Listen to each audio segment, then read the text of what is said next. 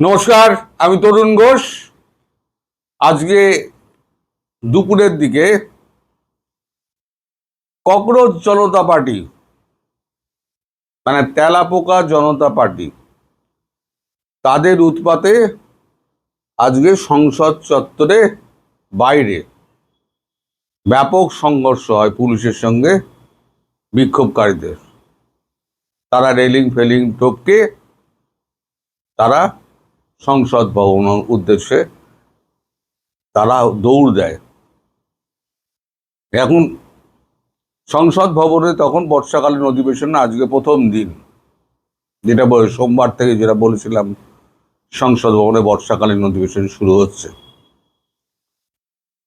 বাইরে যখন তাদেরকে আটকানোর জন্য যখন টিয়ার গ্যাসিং চলছে, জল কামান চলছে, সেই মুহূর্তে খবর পেয়ে সংসদ ভবন ছেড়ে বেরিয়ে যান প্রধানমন্ত্রী নরেন্দ্র মোদী।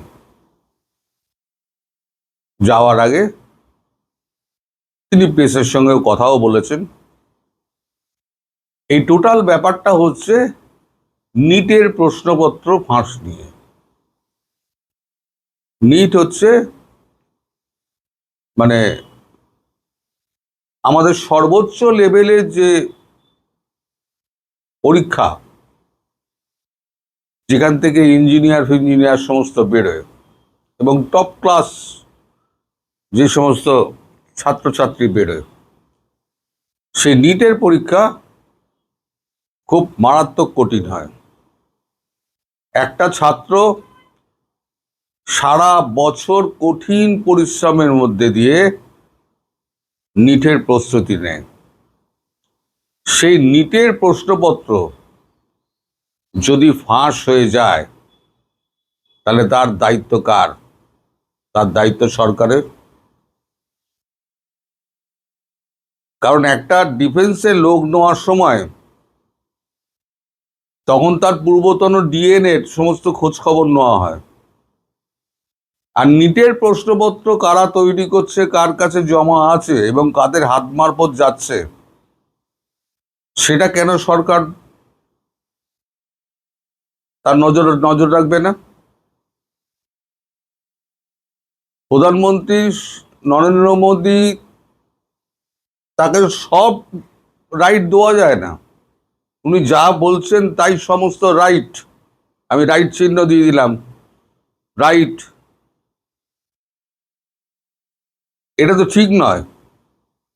শিক্ষামন্ত্রী ধর্মেন্দ্র প্রধান, যার দায়িত্ব, তিনি কেন পদত্যাগ করবেন না?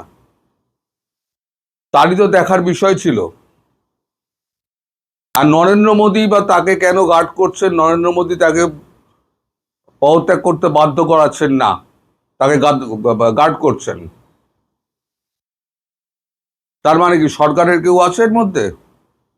ধরিয়ে নিতে হবে। অবশেষে তারপরে লাঠিচার্জ ফাটিচার্জ হলো। এখন নরেন্দ্র মোদীর বিরুদ্ধে কিন্তু আঙুল উঠতে শুরু করেছে। এই যে তৃণমূলের চোরেদের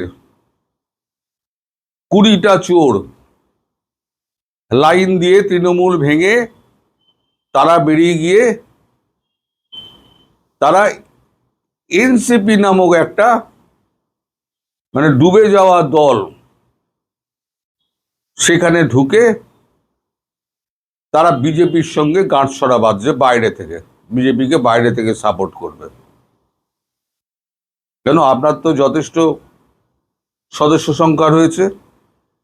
তাহলে এই চোরগুলোকে হারানোর জন্য ভারতবর্ষের মানুষ যে ভোটাধিকার প্রয়োগ করলো, সেই ভোটাধিকারের দাম কি আপনি দিলেন নরেন্দ্র মোদী? আপনি পরোক্ষে তো ওই চোরদের তো আপনি তো সাপোর্ট করলেন। তাহলে এখানেও কি আপনাকে রাইট চিহ্ন দেবো? আপনি সমস্ত ভালো কাজ করছেন, এ কিন্তু আমি বলছি না একবারও। আপনার ভালো কাজের মধ্যে মন্দ কাজগুলো কিন্তু এবার আস্তে আস্তে বেরিয়ে আসছে। এই ধর্মেন্দ্র প্রধানের রেজিগনেশন ইমিডিয়েটলি দেওয়া উচিত। কারণ সারা বছর একটা ছেলে যে পরিশ্রম করলো, সেই পরিশ্রমটা তার পুরো মাটি হয়ে গেল। নেক্সট ইয়ার আবার যখন সে নিটের পরীক্ষায় বসবে, তার কি সেই এনার্জি থাকবে যে এনার্জি নিয়ে এবছর পরীক্ষা দিয়েছিল? এর মধ্যে পুরো চক্র আছে। এই যে যত আপনার এখানে এডুকেশন সোসাইটি গুলো আছে না, তার যারা কোটিপতি, তাদের মালিক, তাদের সঙ্গে মন্ত্রী আমলাদের গভীর সখ্যতা রয়েছে। এই মন্ত্রী আমলা এই গভীর সম্পর্কের মধ্যে দিয়ে কারোর একটা হাত দিয়ে একটা প্রশ্নপত্র লিক করে বেরিয়ে গেছে। তার মানে যে সারা বছর ধরে পরিশ্রম করে, কঠোর পরিশ্রম করে 20 ঘন্টা পড়াশুনো করে যে পরীক্ষার প্রস্তুতি নিয়েছিল, তার প্রস্তুতিটা পুরো জলে গেল। কার দোষে? ছাত্রদের দোষে? সরকারের দোষে। আপনারা যাদেরকে দায়িত্ব দিচ্ছেন তাদের উপর নজরদারি থাকে না কেন? আর যিনি দায়িত্ব পালন করতে ব্যর্থ হয়েছেন তাকেই পদত্যাগ করতে আপনি বাধা দিচ্ছেন কেন? আপনি বা তাকে আড়াল করছেন কেন? আপনার কি স্বার্থ আছে? এই 20টা চোরকে যে আপনি নিলেন, তার মানে মানুষের যে রায়টা, সেই রায়টাকেও তো আপনি ধোঁকা মারলেন। আপনি ক্ষমতায় টিকে থাকার জন্য আরো রাজ্যসভায় তড়িঘড়ি বিলগুলো পাশ করানোর জন্য আপনি চোরেদের দলের নাম লেখানেন।